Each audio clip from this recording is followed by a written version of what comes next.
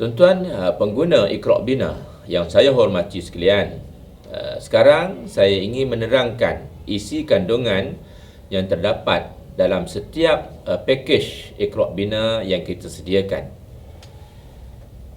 Untuk buku yang pertama, buku 1, di sana tajuk yang tertera ialah mengenal dan menyebut huruf hijaiyah.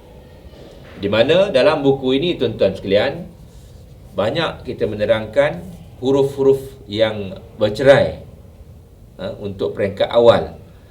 Kemudian kita gabungkan kepada 2 huruf, kemudian kita gabungkan kepada 3 huruf beserta dengan barisnya sekali. Dan akhir sekali kita akan dapat dalam buku pertama ini gabungan menjadi 1 atau 2 kalimah. Itu dia punya starting untuk buku 1. Kemudian untuk buku 2 pula tuan-tuan sekalian, kesinambungan ataupun sambungan daripada buku 2. Kalau tadi buku 1 kita sudah pun mahir dengan membaca satu kalimah, sekarang buku 2 kita membentuk gabungan 2 kalimah dan kita membentuk gabungan 3 kalimah dan begitulah seterusnya. Buku 2 ini terus sampai akhir sekali. Kalau tuan-tuan dapat lihat, kita terus membentuk ayat. Artinya orang kata apa? Turutan pembelajaran kita bermula daripada satu huruf sampailah membentuk ayat untuk buku yang kedua. Untuk buku yang ketiga, kita gabungkan juga sedikit dalam ini hukum-hukum tajwid asas.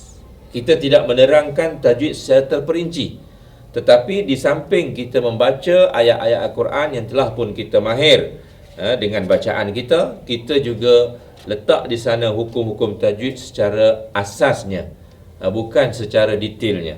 Alhamdulillah, kalau tuan-tuan dan puan sudah pun mahir menyelesaikan pembelajaran tuan-tuan dalam buku yang ketiga, ini bermakna tuan-tuan dan puan sudah pun boleh membaca Al-Quran.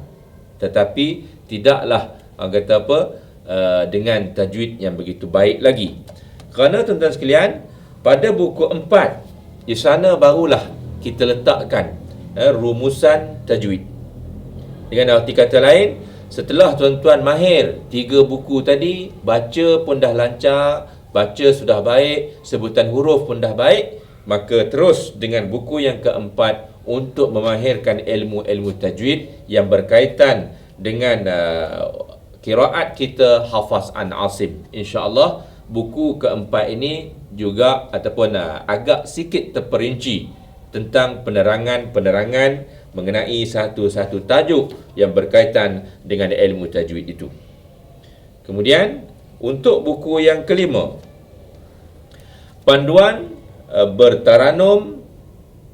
Kalau sini kita tengok ada rast, panduan bertaranum rast secara murattal. Maksud saya membaca dalam buku ini dengan menggunakan taranum rast ataupun lagu rast. Tapi bacaan yang saya baca ini ialah dengan keadaan murattal, bukan bacaan mujawwad. Murattal ni lebih kurang beginilah bunyinya. Bacaan cepatlah kita kata. A'udzu billahi minasy syaithanir rajim. Bismillahirrahmanirrahim. Wadduha wal laili idza saja. Ma wadda'aka rabbuka wa ma qala. Walal akhiratu khairul laka minal ula. وَلَسَوْفَ يُعْطِيكَ رَبُّكَ فَتَرْضَى. Sadaqallahul azim. Lebih kurang begitulah bacaan murattal. Maksudnya bacaan agak cepat. Tuan-tuan sekalian, dalam buku ini juga ada terkandung surah-surah yang mana saya letak dalam buku-buku ini surah-surah pendek yang terdiri daripada ayat-ayat lazim dan juga surah-surah yang mudah bagi mereka di peringkat awal untuk membaca Al-Quran kerana ayatnya tak begitu panjang. Baik tuan-tuan sekalian. Kemudian terus kepada buku 6. Buku 6 ini tuan-tuan sekalian masih lagi berkaitan dengan ilmu tajwid sebenarnya. Tetapi dalam buku 6 ini kita khususkan riwayat Hafaz an Asim dan Tariq Syatibi. Bermaksud tuan-tuan sekalian, riwayat Hafaz an Asim ini merupakan salah satu daripada qiraat. Riwayat Hafaz an Asim ini merupakan salah satu daripada qiraat. Kalau tuan-tuan pernah dengar sebelum-sebelum ini, yang tuan-tuan akan lihat di sana ada qiraat lain lagi. Contoh macam Ibnu Katsir, ataupun tuan-tuan akan dengar qiraat Hamzah, ataupun tuan-tuan akan dengar qiraat Abu Amru. Tetapi kita di Malaysia tidak membaca qiraat yang saya sebut tadi. Di Malaysia kita membaca qiraat ataupun kita mengikut tajwid yang diriwayatkan oleh Imam Hafaz an Asim. Dan tuan-tuan sekalian, dalam bacaan qiraat Hafaz an Asim ini pula terdapat beberapa kalimah yang kita katakan kalimah yang agak sedikit tidak mengikut kaedah, ataupun kita katakan dia berlainan daripada pemahaman-pemahaman kaedah asal. Contoh macam saya sebut di sini dalam muka surat, kita kata dalam muka surat 5 ni, kalau tuan-tuan melihat pada satu kalimah di sini, contohnya perkataan waya besutu, di atas kepala ataupun di atas huruf sad itu terdapat huruf sin. Apa maksudnya? Bagi mazhab kita Hafaz an Asim yang baca dengan Tariq Syatibi ini, kalau begitu keadaannya, kita membaca dengan sin. Walaupun ditulis sad di sana, tetapi di atas sad ada sin, maka kita membaca dengan sin. Dan kita tak baca dengan sad. Ataupun contoh lain lagi, kalau saya boleh tunjuk, tuan-tuan sekalian, contoh lain yang kita boleh lihat di sini, contoh macam kita kata kalimah yalhadzalika ni, tuan-tuan sekalian. Perkataan yalhadzalika ni, sa berjumpa dengan zal, contoh.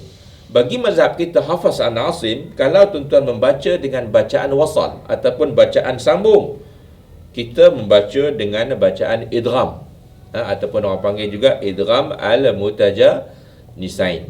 Kerana sa dengan zal ini merupakan makhraj yang sejenis. Jadi bacaan dia kita tidak perlu bunyikan huruf sa. Kita kena baca yalhadzalika.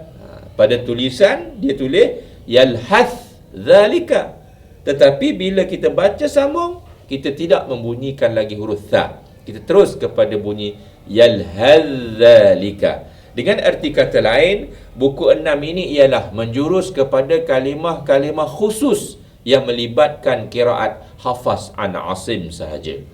Tuan-tuan dan puan-puan, sidang pendengar dan juga pengguna Iqra Bina yang saya hormati sekalian, sekarang kita pergi pula kepada buku yang seterusnya, iaitu buku 7. Di mana dalam buku 7 ini tuan-tuan, kita memuatkan terjemahan surah-surah pilihan. Maksudnya bacaan dan terjemahan surah-surah pilihan.